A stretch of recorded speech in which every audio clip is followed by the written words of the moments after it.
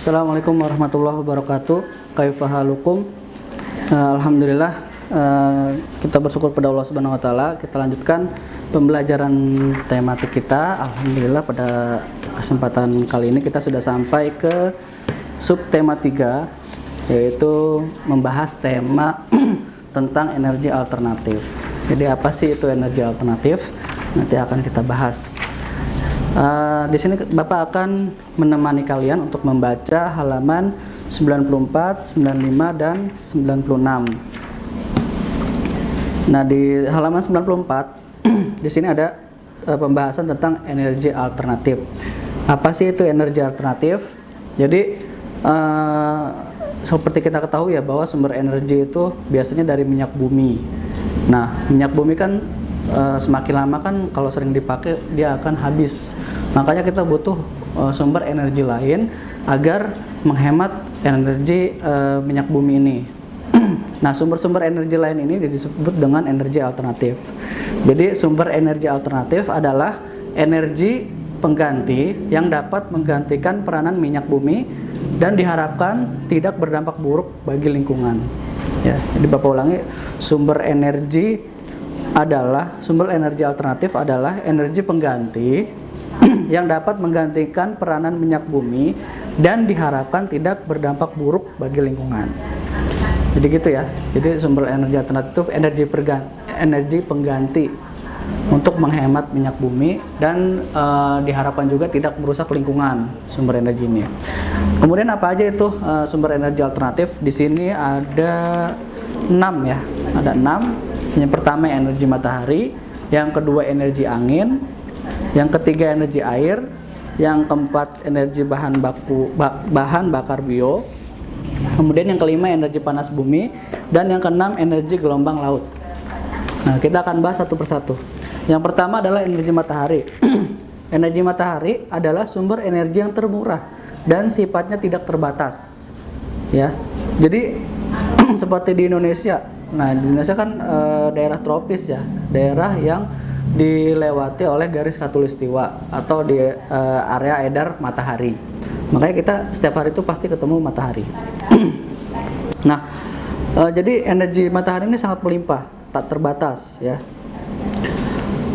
Kemudian apa sih manfaat untuk misalnya kehidupan kita sehari-hari? Contohnya misalnya petani yang sedang memanen ya. Nanti akan padinya itu dikeringkan menggunakan matahari, atau juga misalnya ibu kita mencuci. Nah, salah satu energi untuk pengeringnya adalah bisa menggunakan matahari. Kemudian banyak lagi seperti misalnya, sekarang juga sedang dikembangkan yang namanya panel surya. Panel surya itu adalah energi listrik yang dimanfaatkan dari energi matahari. Jadi pengganti listrik, cuma dengan menggunakan energi dari energi matahari. Nanti ada panelnya, biasanya dipasang di atas genteng atau menghadap ke arah matahari. Nah, nanti itu bisa berfungsi sebagai sumber listrik. Nah, cuma di Indonesia itu masih jarang. Mungkin kalau di luar udah banyak namanya panel surya. Nah, kemudian yang kedua adalah energi angin. Jadi angin adalah udara yang bergerak. Ya, udara yang bergerak itu namanya angin. Nah, angin ini menyimpan energi yang besar. Bahkan kalau misalnya dia saking besarnya bisa menimbulkan badai.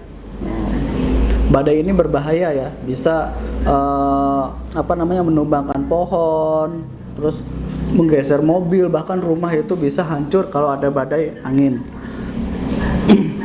Nah, angin ini menyimpan energi ya. Makanya kemarin kita sudah belajar juga pemanfaatan energi angin. Apa ya, masih ingat gak? Nah, itu adalah kincir angin. Nah, kincir angin pada zaman dahulu, kincir angin ini dimanfaatkan salah satunya untuk penggerak turbin dalam industri ya. Kemudian juga kalian kalau misalnya contoh lagi, kalau misalnya kalian main layang-layang, nah itu menggunakan energi apa? Energi angin. Kalau nggak ada anginnya, layang-layangnya nggak bisa naik, pasti dia jatuh terus gitu layang. Makanya kalau misalnya ada angin, baru dia bisa naik. Nah, itu yang kedua. Kemudian yang ketiga adalah energi air. Nah, Air itu sifatnya itu adalah mengalir dari tempat yang tinggi ke tempat yang lebih rendah. Nah, aliran air ini dapat menghasilkan energi. Jadi energi air adalah energi yang diperoleh dari air yang mengalir. Nah, salah satu pemanfaatannya juga yaitu ada juga yang menggunakan kincir air. Nah, kincir air kita juga udah pernah bahas, yaitu untuk mengalihkan air yang ada di sungai misalnya ke dalam sawah-sawah petani. Kalian bisa searching ya, kincir air. Kemudian selain itu juga bisa digunakan untuk pembangkit tenaga listrik energi air atau PLTA. Nah, air juga bisa dimanfaatkan untuk membangkitkan tenaga listrik seperti yang ada di Jatiluhur. Nah, di Jatiluhur itu ada namanya PLTA, pembangkit listrik tenaga air. Kemudian yang keempat, energi bahan bakar bio, yaitu adalah energi yang berasal dari makhluk hidup. Jadi makhluk hidup dari tumbuhan maupun hewan. Kalau dari tumbuhan biasanya dari biji-biji yang mengandung minyak, misalnya bunga matahari, jarak, kelapa sawit, kacang tanah, dan kedelai. Minyak yang dihasilkan biasanya digunakan sebagai campuran solar untuk menjalankan mesin diesel sehingga disebut biodiesel. Nah, jadi selain minyak bumi, minyak yang dipakai untuk industri atau mobil biasanya bisa juga dari energi makhluk hidup ya, seperti tumbuhan. Jadi kalau kalian pernah dengar biodiesel itu adalah solar yang berasal dari tumbuhan-tumbuhan yang mengandung minyak. Kemudian langsung yang kelima, energi panas bumi. Energi panas bumi adalah energi yang berasal dari panas yang tersimpan di bawah permukaan bumi. Bumi yang terbentuk seperti bola sesungguhnya tersusun dari lapisan-lapisan. Jadi bumi itu terdiri dari lapisan-lapisan ya. Pusatnya itu terbentuk dari lapisan batuan yang sangat panas. Hal ini menunjukkan bahwa bumi merupakan sumber energi panas yang sangat besar. Dan energi panas bumi ini adalah energi yang dihasilkan oleh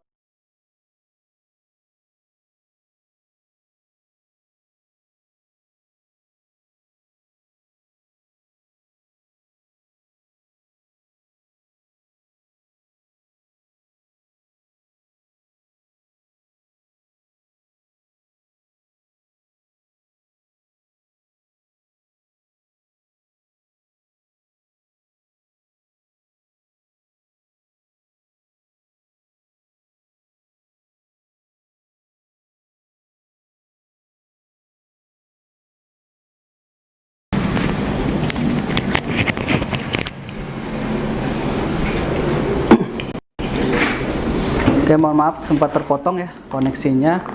Kita lanjutkan. Yang keempat adalah energi bahan bakar bio, yaitu energi yang dihasilkan dari makhluk hidup seperti tumbuhan dan hewan. Nah, biasanya tumbuhan-tumbuhan yang memiliki atau yang mengandung minyak seperti bunga matahari, jarak, kelapa sawit, kemudian kacang tanah dan kedelai. Nah, biasanya hasil dari energi dari tumbuhan ini disebut dengan biodiesel yang dicampur dengan solar. Yang selanjutnya adalah energi panas bumi. Energi panas bumi adalah energi yang dihasilkan oleh magma di dalam perut bumi. Energi ini banyak dimanfaatkan di daerah pegunungan. Batuan panas yang terbentuk memanaskan air di sekitar sehingga dihasilkan uap air panas atau geyser. Sumber uap panas tersebut kemudian dibor. Setelah disaring, uap panas yang keluar dari lubang pengeboran dapat digunakan untuk menggerakkan turbin yang memutar generator yang menghasilkan energi listrik. Nah, itu adalah energi panas bumi. Kemudian yang terakhir adalah energi gelombang laut. Gelombang laut termasuk energi gerak yang besar saat menumbuk saat ada ombak ya. Ombak itu menghasilkan energi yang besar. Energi dapat dimanfaatkan untuk membangkitkan tenaga listrik. Makanya ada istilah pembangkit tenaga listrik pembangkit listrik tenaga gelombang laut atau PLTG. Nah, itu adalah energi-energi alternatif. Tugas kalian adalah merangkum dengan cara menstabilo hal-hal yang penting dari buku paket halaman 94 dan 96. Bagi yang belum punya buku, mungkin bisa mencatat rangkuman dari video yang sudah kita bahas ini. Terima kasih. Assalamualaikum warahmatullahi wabarakatuh.